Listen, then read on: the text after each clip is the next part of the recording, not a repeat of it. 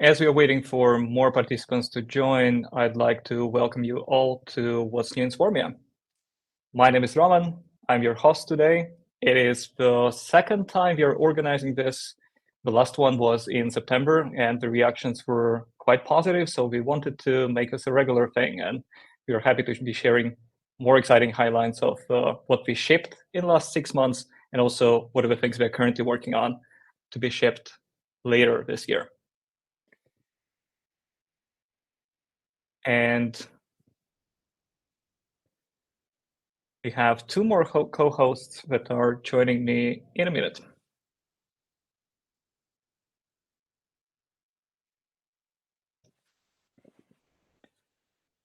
Before we start, a couple of practicalities. So we'll have a Q&A, and the chat is open the entire time, so feel free to leave your questions, and we'll get back to them later in the session. And at this point, I'll start sharing the slides. So now we have Otto and Miikka here as well, and I'm proud to have them on the call as well. And Otto is our founder and CEO, and Miikka is a product manager. And my name is Roman. I'm the head of product and design at Swarmia. And we'll be your hosts for today. We have a lot of things to cover, starting from an introduction by Otto, where we talk a little bit about our approach to engineering effectiveness, followed by a deep dive into the new product areas that we introduced since the last time we talked about these things. And we'll talk about developer surveys, a new product area we launched just a couple of weeks back. And we are excited to hear your impressions about that as well. Then we'll talk about CI/CD visibility and how you can reduce significant amount of waiting time per engineer per week using Swarmia. And we'll also go deeper into a product we call initiatives that helps you have a broader view at these larger cross-team projects that usually tend to be the more complex projects in every bigger organization. And there will be a couple of more things that we'll cover. After that, we'll go to what's next in Swarmia and give you a sneak peek of some of the things we're working on right now, followed by a Q&A with the whole team. And again, I'll just remind everyone who joined just now that the Q&A is open the entire time, and please leave your questions, comments, reactions as we speak, and we'll be happy to return back to them later in this session. With that being said, I'll pass the word to Otto to give an introduction to Swarmia.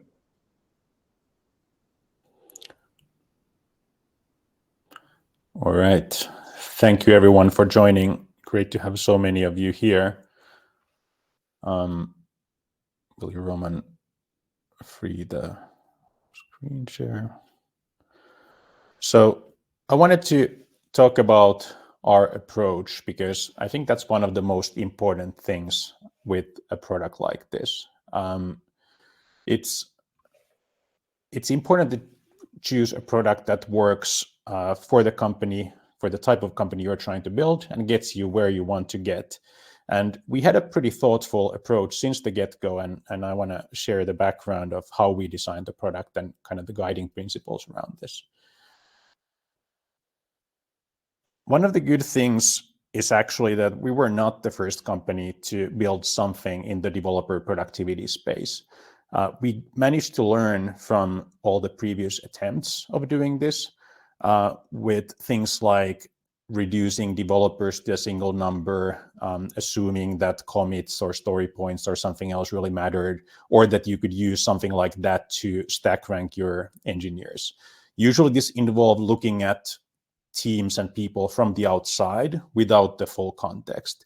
And so we really wanted to reframe this whole conversation around engineering effectiveness and more about what does it take for you to actually improve as an organization? How do you take into account the difference in your teams and the kind of struggles they have? Because they can be very different depending on what type of work they are doing. And really, you need to kind of introduce a new language to even talk about these things, because most organizations never had this kind of an initiative before. So it's all a new thing.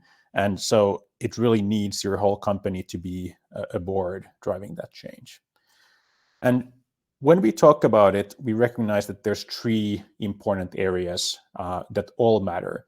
So the first one is the business outcomes, which is more of a leadership use case. It's around, is engineering a good investment? And how are we investing in different types of things? It's kind of the required feedback loop when we build these empowered product teams and let them prioritize their work. You want some kind of a feedback loop to see where is this system going, because there's always going to be some kind of bias. Teams get dragged to a lot of reactive work that might be slowing them down significantly. And if you understand this dynamic, then you can do something about it. The second part is developer productivity. And when we talk about it at the systemic level. So it's things that are slowing you down, things that could take a few days, but end up taking months in calendar time because work sits in queues in various places. There's been a lot of great research in this space recently with Space and Dora and everything else coming out, but we're taking it slightly beyond that. And it's not just implementing Dora or anything like that. There's actually a lot of thought that went into how do you actually do something about it. And the third piece here is developer experience, which is then, in a way, the other side of developer productivity. So if metrics are a great discussion starter, then the next thing you want is perspective to how are the developers experiencing these things, what's actually behind that number, how do you actually do something about it? Oftentimes, this leads to a conversation around infrastructure and what should we automate, and is it easy to get work done here?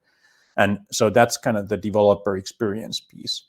And every one of these categories is important on its own, but it's also not enough, because you could have the best strategy in the world and focus on the right things, but it's possible that your organization is stuck and not able to deliver on that vision. Or you could have the best possible developer experience, but end up prioritizing the wrong things. So finding the balance between all of these things is absolutely critical. And that's why we want to bring all of them together so that you can have a conversation about what really matters to your organization. Also, we recognize the importance of this productivity data and our responsibility as the providers of it. So we pretty much from the beginning focused on making sure that whatever you see in Swarmia is actually trustworthy, and it recognizes things like how teams work in different ways, or how Jira might not actually always be up to date.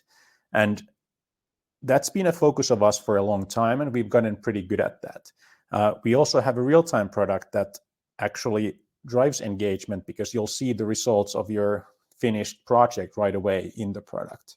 And this year, we've spent a lot of time already working on improving the performance of the product, scaling to bigger and bigger customers, but also elements of our data platform for things like getting your data out and being able to do some custom research with your data. And that's something that we're going to be talking about today. So we have a pretty unique approach that actually helps you drive some change, taking into account all of these different perspectives, and that helps you get your teams to run continuous improvement on autopilot, which is kind of the dream of these kind of products. And a lot of this also requires understanding of what kind of conversations do you start with this data. And so this is not just about the product. We also published a book called Build, Elements of an Effective Software Organization. I worked on it together with my colleague, Rebecca Murphy. It's available in Amazon, but if you're listening to this live, you're going to be getting a free copy of that as well. And that's all I had. Back to Roman.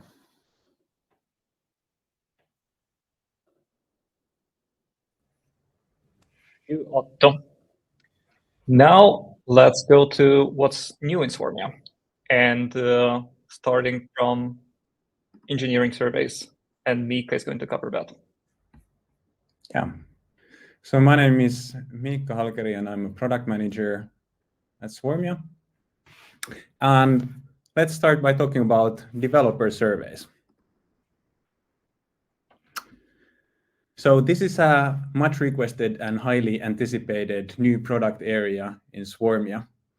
And when you're trying to improve your engineering effectiveness, you might get started by looking at data from GitHub and Jira and maybe identifying a couple of bottlenecks or low-hanging fruits. But also, software engineering organizations have this great resource for insights, which is their own developers. And by being systematic about the way how you survey these developers, you can unlock a lot of new insights and identify various kinds of improvement areas. And this is currently in alpha, and we are running surveys with some of our customers and listening very closely to the feedback to build a very useful product for you. And we're trying to get this live to all of our customers as soon as possible. There are still a few things to iron out. If you're interested in early access, you can contact us through our website or reach out to your customer success manager. So next, I will show you a quick glance of how it looks like in our product. So a big part of a great survey are the questions that you ask in the survey. And if you have been doing this yourself, you probably know that it can take a lot of effort and a lot of expertise to make sure that the questions you are asking are covering everything and that you are measuring the things that you actually are trying to measure. And that's why we created Swarmia survey framework. So we collaborated with experts on psychology and statistics to design a methodology that allows you to get running with surveys on Swarmia in just a couple of minutes. You can select a number of questions and launch your first survey. And if you'd like to learn more about that methodology, that's available on our blog, on our website. And the first thing that we published is our overview survey with 32 questions divided into 9 topics, ranging from psychological safety all the way to your automated tests. And this allows you to cover all the various areas in your software development organization and to make sure that you are not left with any blind spots. Later on, we are planning to introduce custom questions so you can tailor the surveys more towards your organization, and also various kinds of sets of questions for deep dive surveys. So, for example, if you'd like to get a very thorough understanding of your code reviews, we can help you with that. So the surveys consist of various kinds of statements, and the respondents can indicate their level of agreement with those. In addition, you're able to add comments. And these serve 2 purposes. First of all, you're able to explain the reasons behind the score that you have given for each question, but also the engineers typically have, based on our discussions with our customers, the engineers are a great source of ideas for innovation, and sometimes improving your focus areas is as simple as going through the comments in the survey and taking action based on them.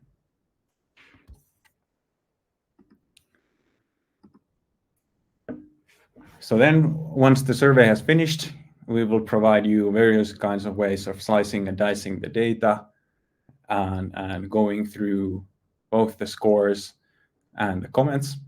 And this allows you to identify your biggest opportunities for improvement. Later on, we will introduce more breakdowns and demographics. So in addition to comparing how different teams are doing, you can see results by tenure or by role or by location.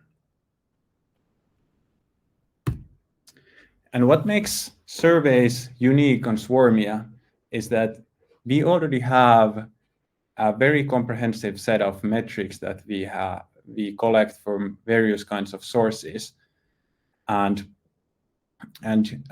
we will integrate these very closely with the results from the surveys. So this can serve two different purposes. First, you might recognize a pattern in your data, and you would like to find out why this thing is happening. And surveys are a great tool for asking more detailed questions and also reading through the comments related to those questions. But it also goes the other way around. So it might be the case that you recognize various kinds of perceptions from your surveys, and by comparing those perceptions to the metrics from your systems, you're able to validate if the perceptions match the reality.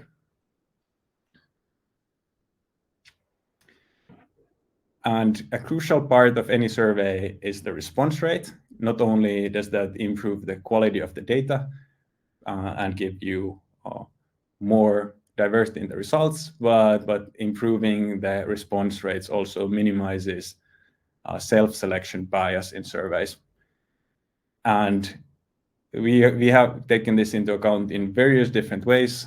One of the obvious ones is remind people to respond to the survey. And this is, of course, something that we will fully automate.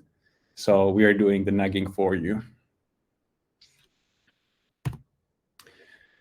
So surveys will be a piece that connects these different areas in Swarmia's continuous improvement loop.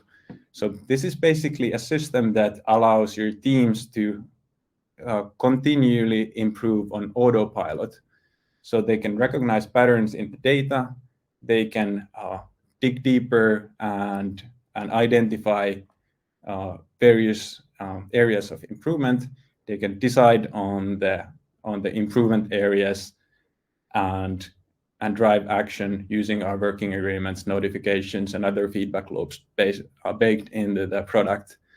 Then the teams will be able to see how that moves the needle, and then we are back to patterns, or they can recognize the next thing to work on and continue this over and over again. So that's all about surveys. Next, I could talk a bit about CI and CD. So this is something that we released late last year under the name CI Insights. So continuous integration is a vital part of any modern software development organization, but it can also be a big cost and also quite a bit time sink. And probably every single developer in your organization is spending several hours every week waiting for continuous integration pipelines to finish. And we launched this functionality and this integration for GitHub Actions. And typically, these CI providers, they don't provide you a great deal of visibility into these pipelines. So for example, if I would simply like to know how much longer are my workflow runs taking today compared to 1 year ago, that's not something that you can simplify from GitHub Actions. So next I'm gonna demo the actual product. And the first thing that you see when opening CI Insights is your total CI runtime and the busiest repositories in terms of CI. And this 800 hours in the last 3 months is not a huge number. It's quite modest compared to some, since we are a fairly small organization, but this is already something where many of our customers are really amazed when they see how much time and money they are spending for their CI. So the next thing is that we want to identify some bottlenecks and areas of improvement in our CI. So we can simply sort by total runtime to find our busiest repositories. We can see how their runtimes have been trending, and also the runtime distributions helps us see which ones are responsible for the slowest runtimes. And when I click on a repository, I can see the various workflows under that repository and see similar kind of data. I can also see how each workflow has been trending lately. And if they are not going to the direction I would like them to go, I can dig even deeper to see the various jobs under that workflow, look at the same metrics for that, and then identify the culprit. And now to take action, it's typically helpful to look at the individual data points. So we can go to the workflow runs tab. We can filter these by status and branch. And then this allows me to go to GitHub Actions and open the logs and see what has actually gone wrong here. And that will help me to drive actions. That was a quick glance at CI Insights. And next, Roman will continue with more updates.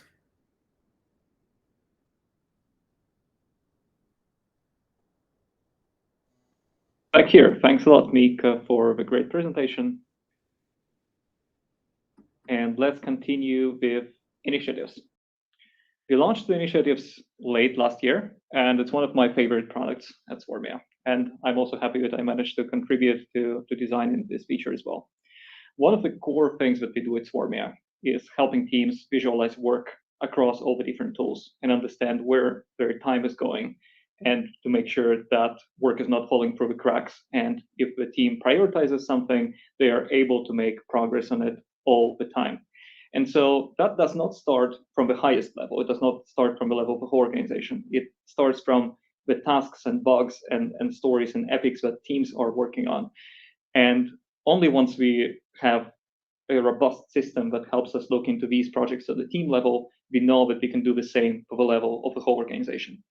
And so, noticing more patterns about how teams work on stories and epics, we built a new abstraction called the initiatives that helps you track those bigger cross-team, longer-term projects that oftentimes span 6 months or longer in some cases, that usually tend to be some of the more complicated projects in every organization. And so today I'm going to demo how this feature works and how you can use it in your work as well. So you can navigate to initiatives from the organizational insights, and you can build the initiatives right in Swarmia. But if you have initiatives or bigger projects tracked in Jira or in other tools, you can also import them directly here. And in this view, you can see all the initiatives you have in progress, the initiatives that are planned and completed. You can track their progress, see the start dates, target dates, and we also show what is the activity start date in case you're not using the target date or you don't have a start date set in your tools. That can be helpful to understand, like, when did the work actually start on the initiative. You can also see how, based on the contributions that are happening towards the initiative, what is the status of it and whether it's on track, at risk, or overdue. Now, let's take a look at one of the initiatives we have at Swarmia. For example, this one. When you open an initiative, you can see at a glance what is the progress towards completion, what are the teams working on it, what is the start date, and the projected target date. You can also add your custom link and description to add more context about what this initiative is about. There are a couple of more things here. You can see a detailed breakdown on how the progress towards the completion looks like, with a total lifetime of the initiative that takes all the time from the point when it got started up until the current moment in time of the point that it completes. You can also see what are the active days, meaning the days when active contributions across all tools in your source code hosting system or in your issue tracker when we see the activity happening. And then based on these two numbers, we are calculating flow efficiency that essentially communicates how much active days there were out of the entire lifetime of the issue. You can also see how the scope was changing over time, and the progress towards completion is reflected on this chart as well. You can also see all the new work that was added to the initiative. Here on the right, you can also see how the team collaborated on the initiative. You can see everyone who worked on the initiative in its entire lifetime. And for example, in this case, you can see that the work started as a really collaborative effort with 4 people working on it, and then slowly it diminished to 3 people, 2 people, and finally 1 person finishing it up in March. And you see it happening many times in organizations that maybe something starts as a collaborative effort, multi-team effort, and then it is not clear who really is taking it forward. So a view like this helps you investigate whom you should talk with, or like if we are investing enough engineering resource to make the initiative happen. You can also get a similar view by team and look at all the teams and how they've been collaborating on an initiative over its lifetime. Down below, you get a visualization of the entire lifetime of the initiative and of the projects that happened inside of it. So you can see the total lifetime here and how there was activity on every single week from December all the way until completion. You can actually click on any of the weeks to get the details on all the work that happened on that week.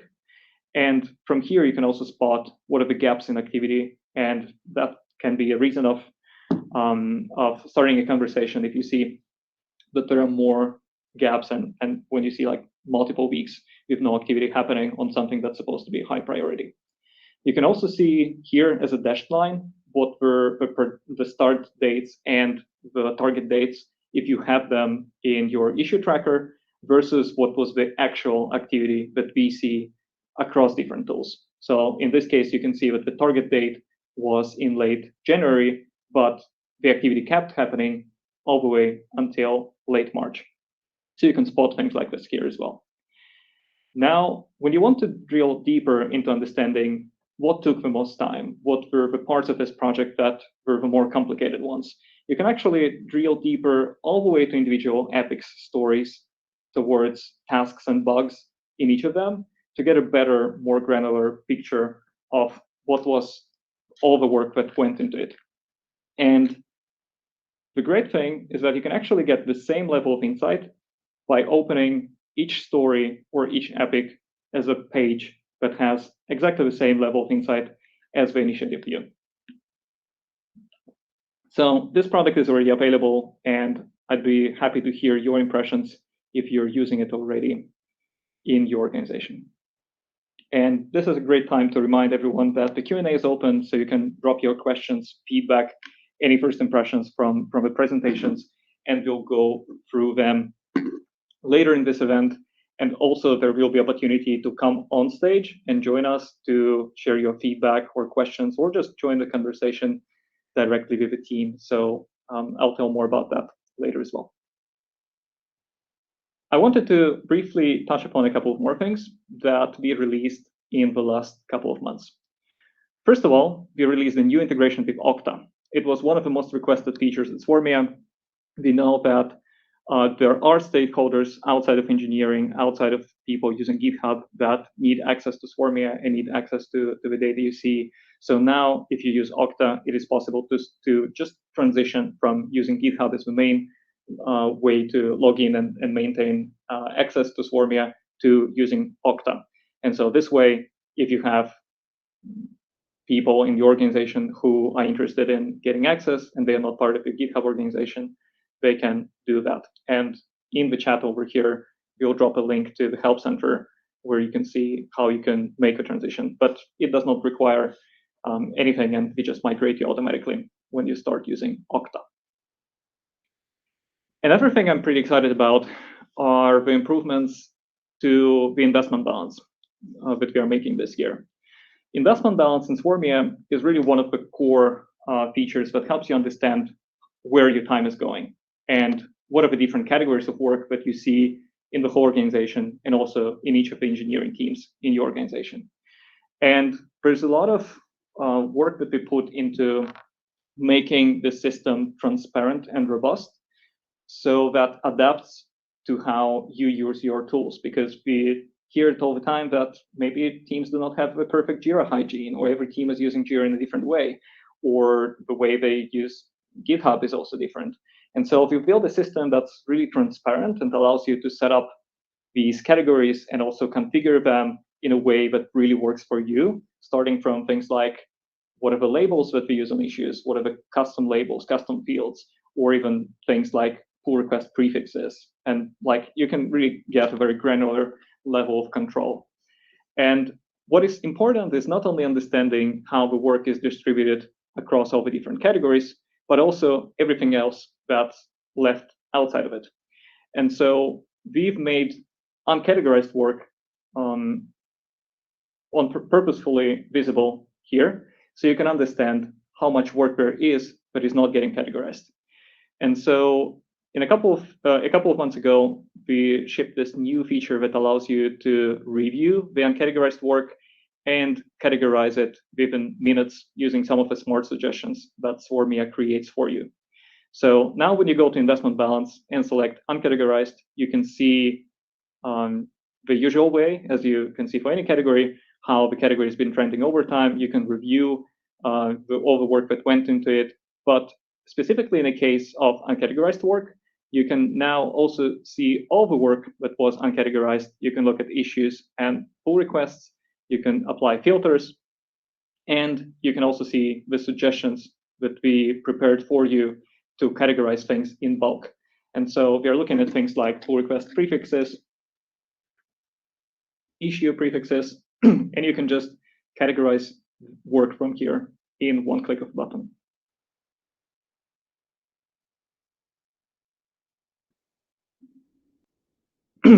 The last thing that I'll say in this section is that we have a public changelog where you can follow all the work that we are doing. You can also sign up for the newsletter where we are sharing these updates every month. And if you're a Swarmia customer, you should be able to see new features in the product pretty much every week. We did just a couple of highlights this time, but there are more things that didn't make in this presentation, and you can see them on changelog. And if you want to get more familiar with the features that we shared today, there is also a new product video that we have on the website that we will also post in the chat that goes through pretty much everything we showed today and a lot more in something like 10 minutes. Now, I'd like to spend a little bit of more time to talk about what's next and what are the things we are working on right now. Otto shared this slide that shows how we have these three high-level perspectives at data at Swarmia: the leadership angle, the high-level organizational angle, then the managers and team leads and how they use the product, all the way to engineering teams and individual developers. And this year, we are introducing new features in pretty much all of these three pillars, so three different perspectives. Starting from the high-level organizational overviews, we are adding more perspectives on your organization level data. Right now, the views that we have are focused on code insights, and we are expanding on that, adding an overview where you can combine some pull request metrics with DORA metrics, investment balance, other things, and just add different lenses to the same data, starting with DORA metrics, code flow, issue flow, and many other things. And I'd be happy to hear more of your comments and feedback on what you'd like to see on this organizational level. So please feel free to drop it there in the chat. We also know that it's not enough to show the metrics, and the amount of metrics is not really what's helping organizations improve. So we put a lot of effort into selecting the metrics that are meaningful and that help teams improve. But we also recognize that there's a need to digest this information to help you understand what you should be focusing on and what is that one thing that you should do to help your teams improve. And that's where we are working on a new project called Signals, where essentially we are looking at your Swarmia data and trying to distill that into actionable recommendations that we show to teams and to the organization as a whole to improve on things like cycle time, categorize more work, unblock the initiatives that are in progress, and things like this. Then, and another exciting area is what we call data cloud. We know that your Swarmia data is not something that should live in isolation from all the rest of the systems and all the ways that you track data in your organization. So we want to make it easy for you to use your Swarmia data with your BI systems and to run your own custom research based on the Swarmia data, where we already have it like cleaned up in a format that makes it easy to use it in your own dashboards. And so here you can see just a sample pull request expert that has quite detailed information, starting from when the cycle time started, when did it end, all the different parts of the cycle time, and that's the level of data that you'll be able to get working with data clouds and cloud to build your own dashboards. And so pull request and DORA metrics is something that's already available in the data cloud, and it's something that you can export using our export API. And now we are working towards including more metrics there, focus metrics and issues. So you could export these to Snowflake, BigQuery, Redshift, if that's something that you use, or also just use them in a spreadsheet as well. Then talking about the investment balance again, and helping you to look at your investment balance from different perspectives. Also, one of the most requested things, we are now building it in one of the engineering teams, and we expect it to be available sometime in Q2 or early Q3. So you'll be able to create essentially multiple sets of investment categories, looking at things like software capitalization, initiatives, product themes, customer-specific work, or create entirely custom lenses that you're interested to look into. This work on investment balance is also related to cost capitalization and software capitalization. Last time we demoed this, and we shared a preview of our cost capitalization feature where you can export it into a spreadsheet. Maybe I'll ask Otto to pick it up from here because I'll need to get a glass of water. So I'll stop sharing audio and video. Sure thing. All right, so talking about software capitalization, a lot of companies want to understand how much work is going into capitalizable and non-capitalizable work. We happen to have a good understanding of all the work that your teams are doing. We have a great background of helping teams link pull requests to issues, etc. So we built this data quality engine that helps you get all the information that's required for doing this. And so this is just a new lens to something that we've been doing. A part of it is something that we are also now rolling out in terms of multiple investment categories, so that you can have multiple ways of looking at this data. And then cost capitalization is just one of them. And because we have the full hierarchy of work, so we know everything from your initiatives to epics, stories, tasks, subtasks, pull requests, commits, everything. We have that all connected. We actually have thousands of data points to show you what exactly is where the time was going. And using that, we're able to calculate the amount of basically effort FTEs going into each work item, so that you also get a sense of what the cost is. We're keeping dollar amounts away from the core product right now because we also don't want to accidentally leak any salary information. So when you start using this, you're getting you're exporting the data from our product and then able to use that with a spreadsheet where you can apply some customizations, like let's say you want to capitalize product managers at 70% by default, or you want to set someone's salary based on a salary band instead of the actual data. You can do this kind of customizations, also taking into account overhead percentages and things like that. So if your finance team is asking you about cost capitalization and the reporting around that, we know that in a lot of companies, this is extremely manual process right now, and it tends to be pretty tedious for the people who are involved with it. It's also something that's very difficult to get right, because even if you asked all of your developers to track their hours on a daily basis, we know that they are not actually going to accurately do that. So we're able to take away all the work around this reporting and just produce your report that you're able to use with your finance team.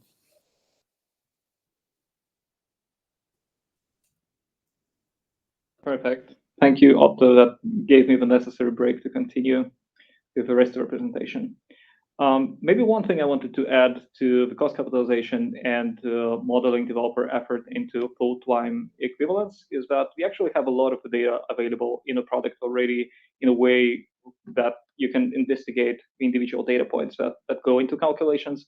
And what we are doing now is just bringing this model to more places in Swarmia, including the way we look at investment balance and other things.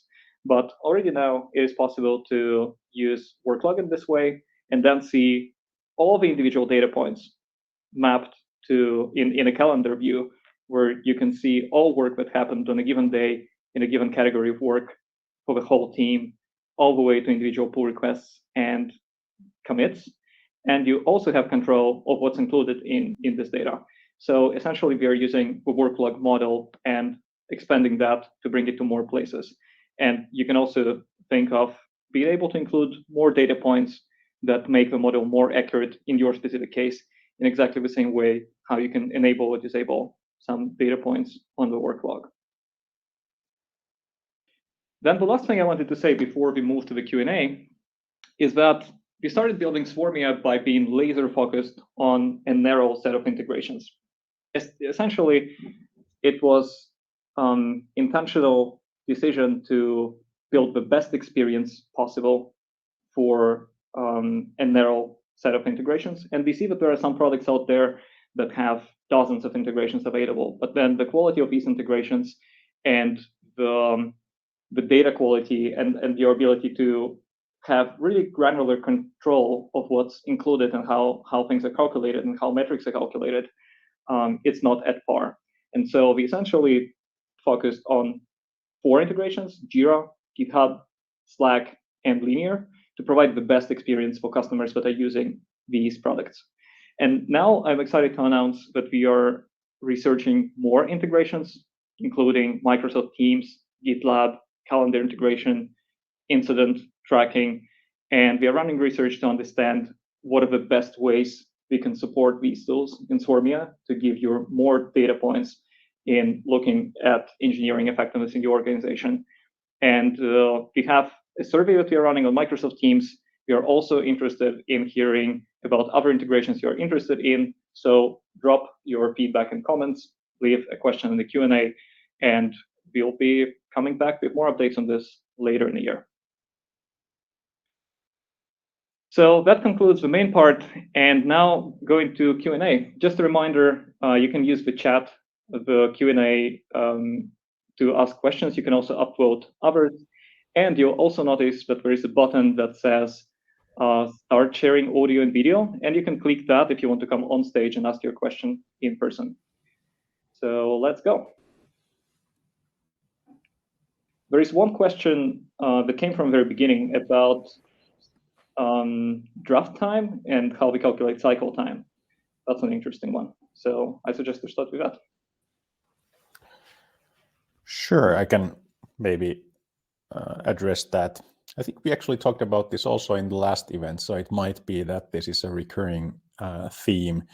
And so we understand that there's a lot of reasons for doing draft PRs and doing exploration around some work if you're not sure what the end result is going to look like. However, it is still the goal to get something concrete out of that, and leaving drafts alone for a longer period of time is not necessarily a good idea. So even if it is a draft, it still makes sense to kind of come to a conclusion sooner than later. So we do have one way you can kind of deal with pull requests that have been left open for a longer time period, and that is by excluding them completely. But we also realized that this is not probably what you were looking for, because if that's going to hide the pull request completely from the metrics. So given that this now came up again, I think it sounds like something we might want to look into. But that's kind of the story of why it works like the way it does currently.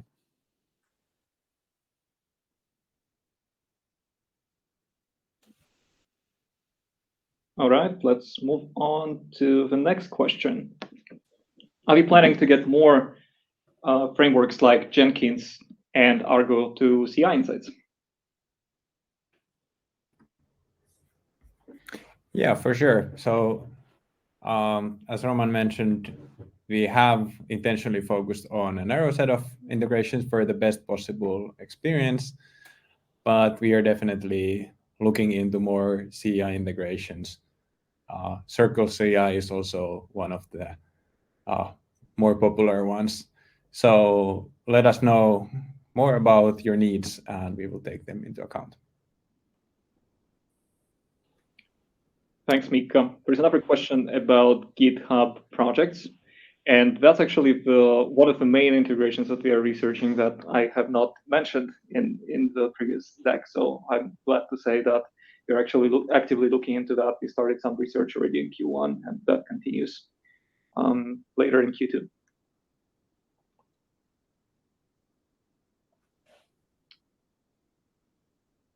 Let's see. Otto, Miikka, if you spot something that you'd like to respond to, please go ahead and pick.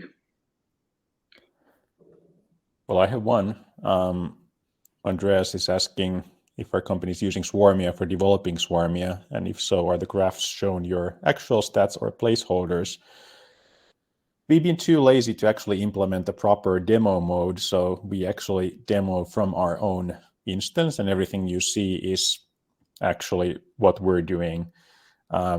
So yes, for what you can see from our metrics is, for example, that our cycle time tends to be below 24 hours.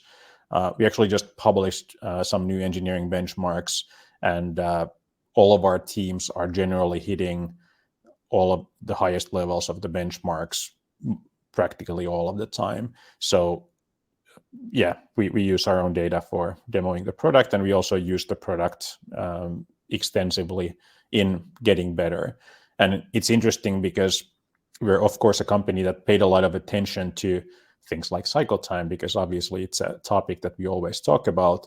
But the reality is that with any kind of a company, change always brings new difficulties. And even if something worked before, it's going to stop working at some point. And for example, we had this moment where we increased our engineering organization size by 1/3 quite rapidly. And the end result was that actually we started building bigger and bigger increments of work, and it kind of just slowly crept up. And then as an organization, we said that this seems to be happening. We can clearly see it in our metrics. We used our own product to identify what are the reasons for that happening. And then we actually were able to address that very quickly. In the matter of a couple of weeks, we already got great results from it. So yeah, we definitely love using our own product for diagnosing this.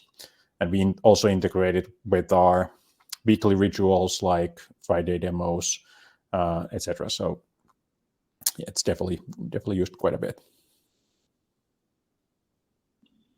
Thanks. There's another interesting question on QA processes and how you can use Swarmia to track QA in the organization. And that's something that we are seeing more now that we're talking with bigger customers, and we run a few explorations how you can track QA stage of the work that you have in Jira or in GitHub, and break down essentially the cycle time of your issues into different stages and just analyze how this individual stages worked out for all the issues that you completed. And so it is not something we have a specific solution to, but it is one of the areas that we are definitely interested in exploring more. And we'd be happy to hear more about your use case. So please reach out to us also after the event, and we'll make sure to look into your case in more detail.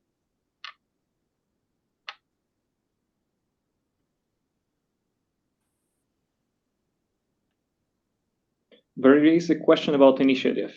Will you be updating how initiatives work to improve the completed percentage and its status? Right now, the completion rate is based on all tasks, and status is based on activity rather than actually on-track project status. Can you give some insights on the changes that you expect for this? That is an excellent question, and we have started looking into how we can introduce estimates and predictions to initiatives to calculate the completion date based on the historical data. It is not an easy problem to solve because even in the same organization, it varies a lot from one project to the other. And so we had some experimental models for calculating these estimates, and it was not very trivial to do. But it is definitely something that we'd like to look into. And it was one of the slides that I omitted from this presentation, but what we'd like to look into later this year as well. So far, the main thing that we focused on is bringing transparency to a process. So showing you what is the work that is currently happening. And just by making sure that the progress is happening all the time on things that you agree to prioritize is a good way to ensure that the initiative is going on track. And of course, we'll look into more ways to capture early signals when something is at risk or potentially off rails.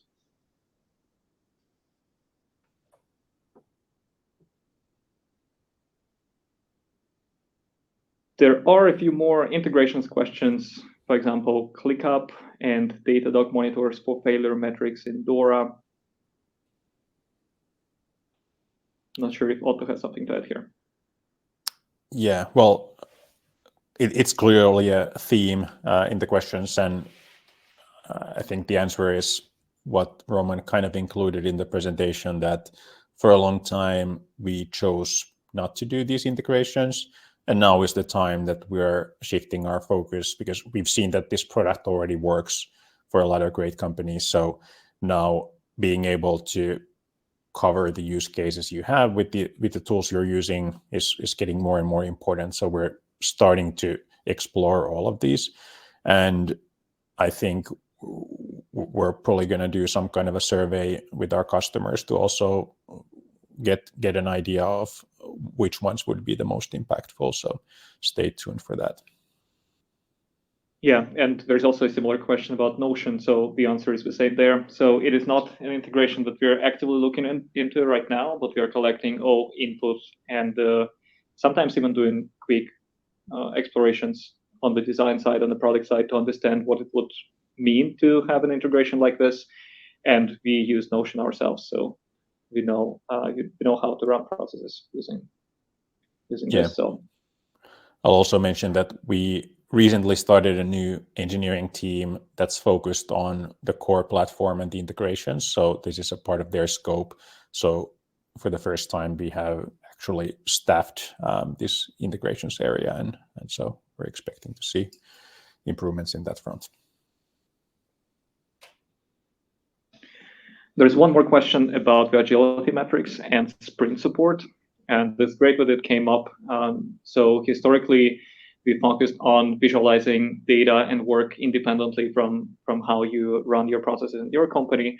But now that we get more and more input, we see that having more dedicated analytics tailored to sprints and like running the processes this way is something that companies expect. So we are looking into that as well in Q2 as a research project at this point. Yeah, it's definitely coming up a lot, and we understand that if you run sprints, then you want to see your reports based on sprints and follow those typical agile metrics. I want to point out, though, that already by looking at things like work log and how the work flows through the system, you can actually get insight that easily gets masked when you run sprints. For example, typical patterns like teams kind of almost finishing something and then pushing it to the next sprint and making it always look like this was a successful sprint, but there was always 80% left in the next one. These kind of patterns are easily lost if you just look at the sprint perspective. So we kind of wanted to bring you the full picture of what are all the things that this team is working on. Also, if your focus is shifting quite a bit between the sprints, so you kind of intended to continue working on something, but actually you ended up working on something else. Now it's very visible in the initiatives view and in work log that there was a lot of activity for a moment, and then there was a 2-week break when nothing happened for it, and then again the work continued. So it is useful to look at this perspective on top of the sprints, but again, we hear you. It is one of the things that we already decided we're going to prioritize this year. And we have one last question as well. And it's about cycle time again, and how do you deal with some of the more complicated cases? So there are sometimes pull requests that maybe work a little bit differently from overrest of work draft pull requests. We hear about that a lot, again, because every team is different, every organization is different. How we run engineering processes, how we collaborate is different as well.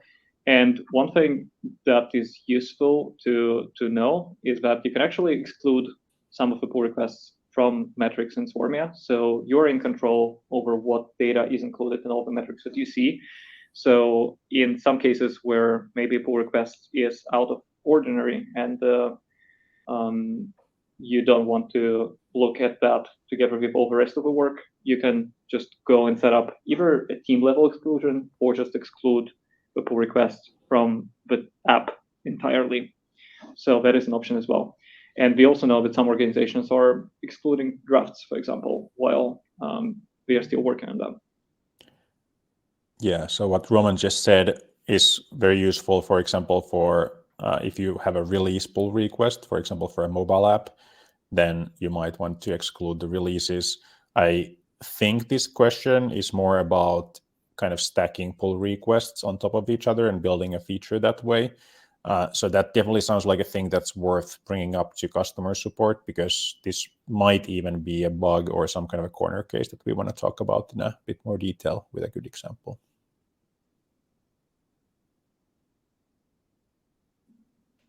Yeah, good point. Thanks for the addition, Otto. And that covers all of the questions we had for today. So thank you everyone for joining. It was a great pleasure hosting this session together with Otto and Miikka, and thanks Pinja as well for moderating the chat and helping us manage the Q&A. And yeah, thank you for joining again, and we'll follow up on the book, and have an amazing rest of your day.